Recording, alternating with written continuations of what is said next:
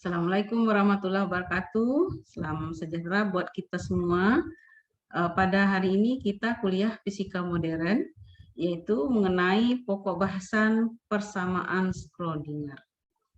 Nah, persamaan Schrödinger itu merupakan persamaan diferensial order 2 yang berbentuk seperti pada slide ini, ya, min h coret kuadrat per 2m, derivatif 2 kali fungsi terhadap X, ditambah potensial dikalikan fungsi gelombang, sama dengan energi total dikalikan dengan fungsi gelombang. Nah, persamaan Schrödinger ini digunakan untuk menentukan tingkat energi sistem kuantum dan fungsi gelombang sistem kuantum tersebut. Ya. Nah, persamaan Schrödinger ini dikemukakan oleh Edwin Rudolf Joseph Alexander Schrödinger, ya.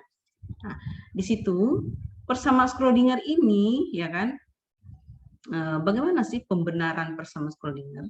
Sebelum menggunakan persamaan tersebut, persamaan diferensial yang menghasilkan pemecahan yang sesuai bagi fisika kuantum, dia harus memenuhi kriteria berikut ini.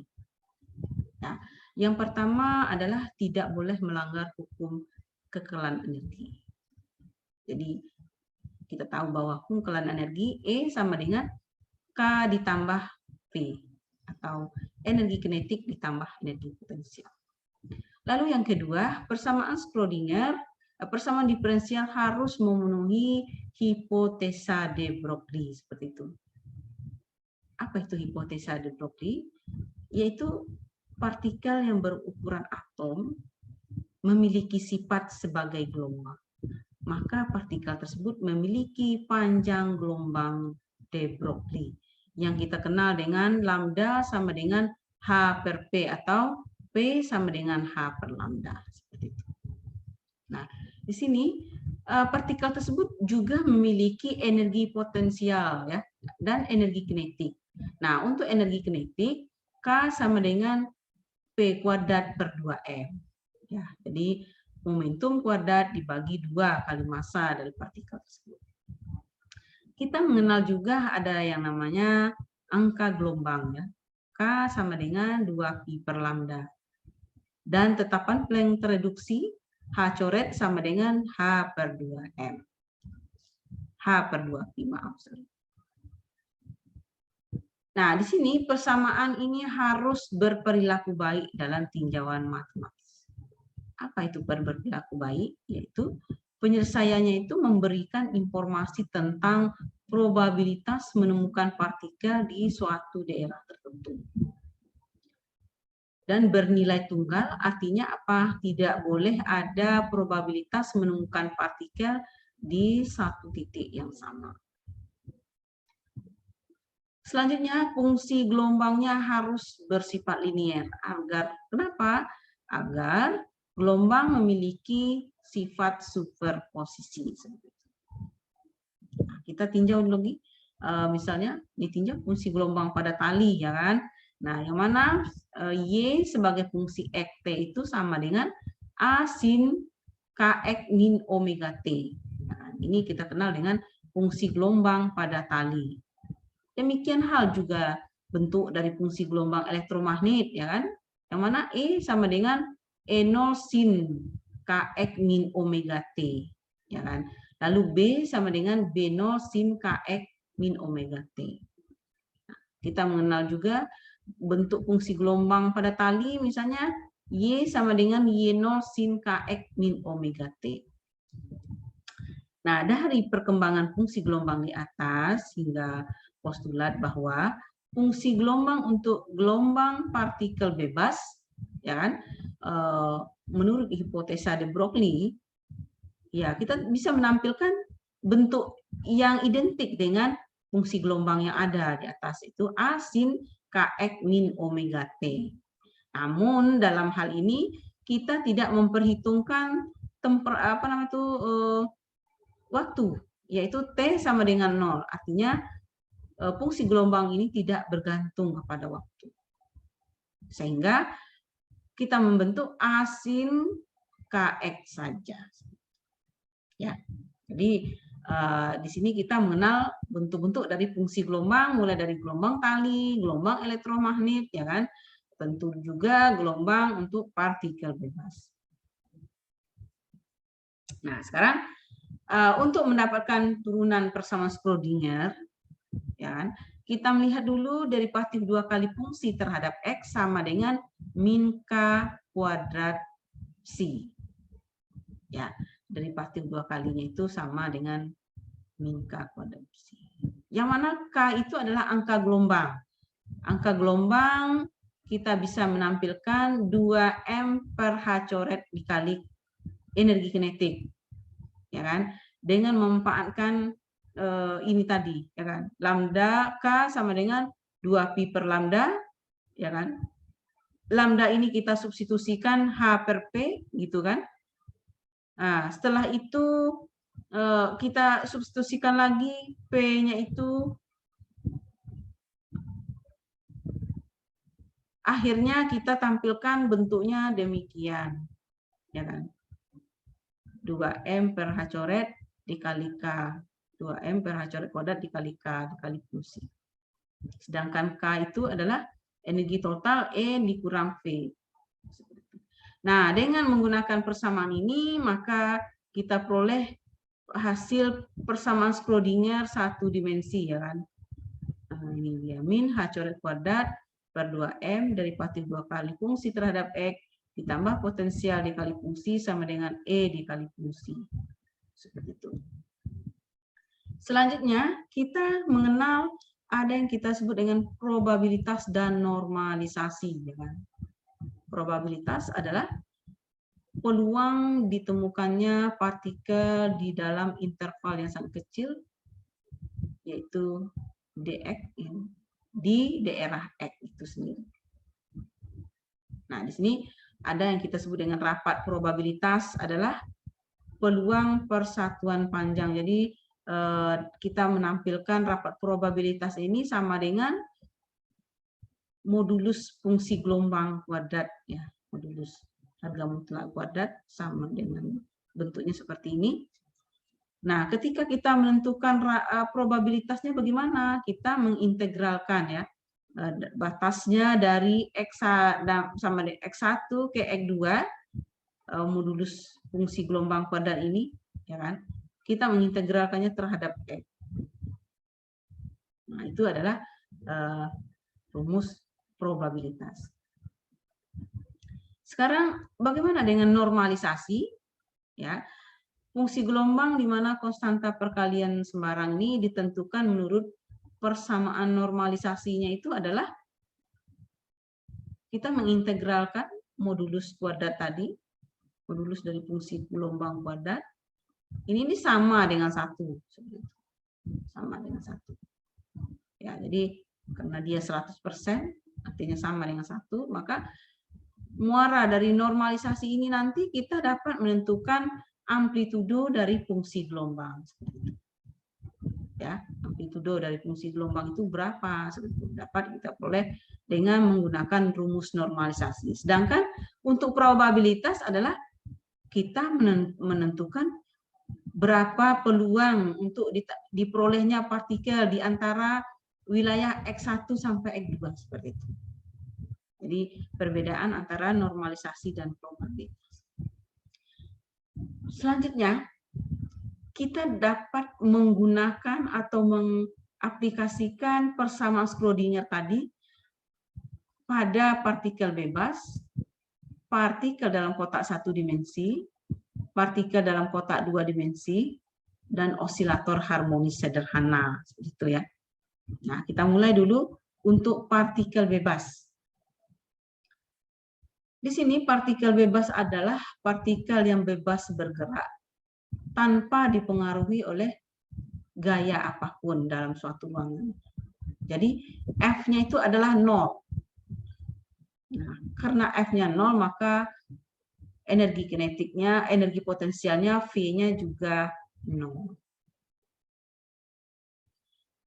Jadi V-nya itu adalah konstan untuk semua X. Nah, sekarang kita ambil dulu F sama dengan min derivatif potensial terhadap X. Ya, di mana P-nya itu adalah 0, konstan.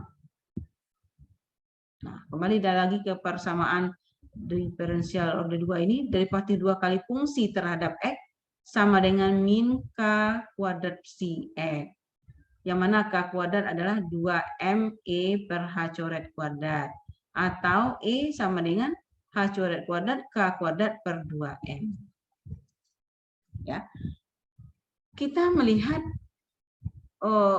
penyelesaian dari persamaan Schrödinger ini adalah C sama dengan A sin KX ditambah B cos KX. Seperti itu ya. Nah, ini yang kita sebut dengan fungsi gelombang partikel bebas, energi partikel bebas. Ya. Di mana selanjutnya kita menerapkan persamaan Schrödinger untuk partikel dalam kotak satu dimensi. Partikel dalam kotak satu dimensi merupakan partikel yang bebas bergerak dalam kotak satu dimensi dan partikel tersebut terperangkap di daerah X lebih kecil dari L dan besar dari 0, di mana potensialnya adalah 0. Jadi kalau kita lihat pada gambar ini, ya, partikel ini bebas bergerak di dalam kotak tanpa dia tanpa bisa keluar atau keluar dari kotak ini, dia terperangkap di dalam kotak. Nah, ketika kita lihat potensialnya itu 0 di daerah X kecil sama dengan L, besar sama dengan 0. Sedangkan psi sama dengan 0 di daerah X kecil dari L dan besar dari 0. Ya, jadi di luar kotak ini fungsi gelombangnya itu adalah 0. Sedangkan di dalam kotak fungsi gelombangnya tidak 0. Ya, karena partikelnya itu tetap berada di dalam kotak, maka fungsi gelombangnya ya ada. Nah, begitu juga mengapa di luar kotak itu 0? Karena partikel tidak pernah keluar dari kotak. Ya, selanjutnya potensialnya itu 0 di luar kotak. Nah, sekarang kita kembali ke persamaan penyelesaian persamaan Schrödinger untuk partikel bebas tadi, ya kan? C sama dengan A sin KX ditambah B cos KX. Ya, jadi kita menerapkan syarat batas di dua buah daerah, yaitu di X kecil dari 0 dan besar dari 0, X fungsi gelombang itu kontinu di titik X sama dengan 0, seperti itu ya. Jadi untuk fungsi gelombang di titik X sama dengan 0 ini, dengan syarat batas tadi, kita substitusikan ke dalam penyelesaian persamaan Schrödinger, yaitu 0 sama dengan A sin KX ditambah B cos KX. Nah, kita substitusikan X-nya 0, berarti A sin K dikali 0 ditambah B cos K dikali 0. Bahwa sin 0 itu 0, sin sementara cos 0 itu adalah 1, gitu kan? Jadi maka B dikali 1, B sama dengan 0. Nah, karena untuk B sama dengan 0, maka fungsi gelombangnya itu akan menjadi A sin KX saja. Yang komponen B cos K0 itu lenyap, gitu ya kan? Karena sesuatu dikalikan dengan 0 adalah 0.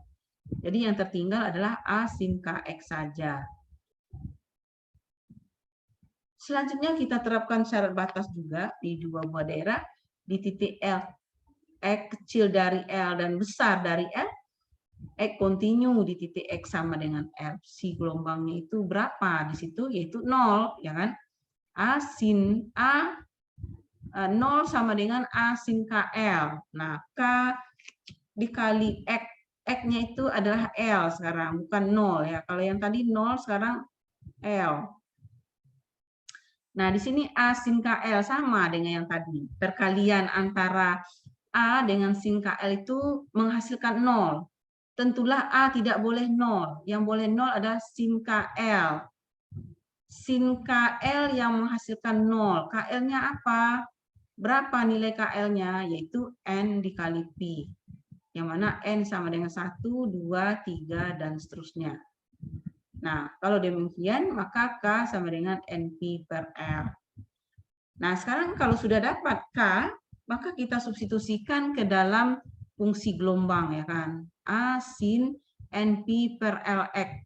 Nah, sedangkan energinya itu adalah H tetapan pelang introduksi kuadrat N kuadrat P kuadrat per 2 ml kuadrat. Atau boleh kita tampilkan E berindeks N itu sama dengan E0 N kuadrat. Nah, sudah dapat bentuk energi dan fungsi gelombang untuk partikel dalam kotak satu dimensi seperti itu. Sekarang untuk menentukan nilai A amplitudo seperti saya bilang tadi, kita harus menggunakan rumus normalisasi ya. Ya, normalisasi bentuknya seperti ini. Lalu fungsi gelombangnya itu kita kuadratkan A kuadrat sin kuadrat NP X per L dx sama dengan 1. Ini kita buat sama dengan 1 memang dari persamaan normalisasinya. Setelah itu hasil integral ini berapa kan gitu. Hasil integral ini berapa, lalu kita buat sama dengan 1, maka kita peroleh amplitudo sama dengan akar 2 per L. Lalu kita substitusikan ke dalam fungsi gelombang akhir dari persamaan untuk partikel dalam kotak satu dimensi itu adalah akar 2 per L sin NP per LX. Seperti itu. Jadi dapat kita tentukan tingkat energinya dan fungsi gelombangnya. Sekarang bentuk tingkat energinya itu gimana? Dan bentuk gelombang. Seperti Anda lihat pada gambar ini, bahwa untuk N sama dengan 1, energinya itu E1 sama dengan E0. Seperti itu ya. Untuk N sama dengan 2, E-nya itu 4 E0. Untuk N sama dengan 3, sama dengan E-nya 9 E0. Untuk N sama dengan 4, E sama dengan 16 E0. Dan seterusnya. Berapa N yang kita kendaki? Maka energinya terkuantisasi juga ya kan, terkuantisasi di sebelah kanan ini bentuk energinya. Sekarang bentuk gelombangnya sepanjang L ini untuk N sama dengan 1 terjadi setengah gelombang, untuk N sama dengan 2 terjadi 1 gelombang penuh, untuk N sama dengan 3 terjadi 3/2 gelombang dan seterusnya ya. Jadi yang garis padat ini menyatakan bentuk gelombangnya dan garis putus-putus menentukan rapat probabilitasnya. Oke, demikianlah penjelasan tentang persamaan Schrödinger dan penerapannya pada partikel bebas dan partikel dalam kotak satu dimensi. Demikianlah perjumpaan kita pada hari ini. Terima kasih atas perhatiannya. Assalamualaikum warahmatullahi wabarakatuh.